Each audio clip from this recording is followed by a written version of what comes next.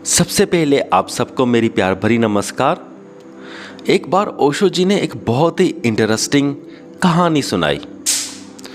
एक पेंटर थे मशहूर जिनका नाम था पिकासो। वो अपनी पेंटिंग बना रहे थे और एक बंदा था जो उनको देख रहा था।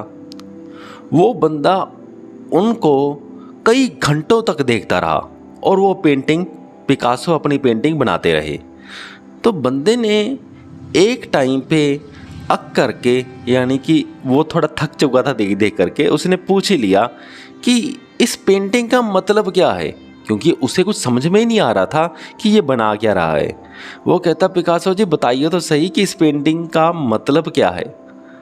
तो पिकासो ने कहा, मुझे तो पता नहीं, तुम खुद ही इस पेंटिंग से पूछ लो कि इसका क्या मतलब है। वो कहता, अरे तुम पागल हो क्या, ऐसा कैसे हो सकता है, पेंटिंग तुम बना रहे हो।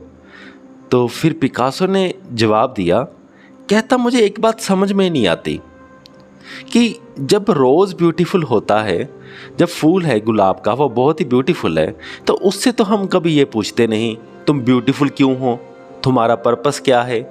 जब सूर्य उदय होता है, बहुत ही ब्यूटीफुल सीन होता है, तो उससे तो कोई पूछता नहीं कि तुम ब्यूटीफुल क्यों हो, तुम सुबह सुबह जब आते हो ब्यूटीफुल क्यों लगते हो, तुम आते ही क्यों हो, या ये गुलाब का फूल ये है ही क्यों है।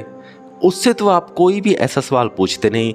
जब मैं अपनी पेंटिंग्स बनाता हूँ तब आप पूछते हो कि मेरी पेंटिंग्स का मतलब क्या है, इसके पीछे का रीज़न क्या है। तो पिकासो कहता है कि कोई मतलब नहीं है, कोई रीज़न नहीं है, मुझे सिर्फ मज़ा आ रहा है रंगों के साथ खेलने का, दैट्स इट। तो ये थी बात। बड़ा इंटरेस्टिंग आंसर है।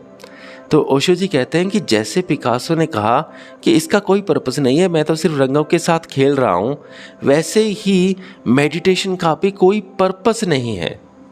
ये सिर्फ साइलेंस है, ब्लिसफुलनेस है।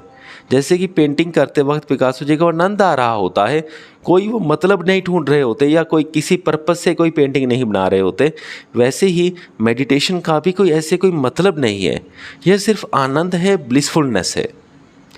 मुझे पूरी उम्मीद है कि आप सबको ये वीडियो समझ में आ गया होगा। इस वीडियो को यहाँ तक देखने के लिए आपका बहुत बहुत धन्यवाद।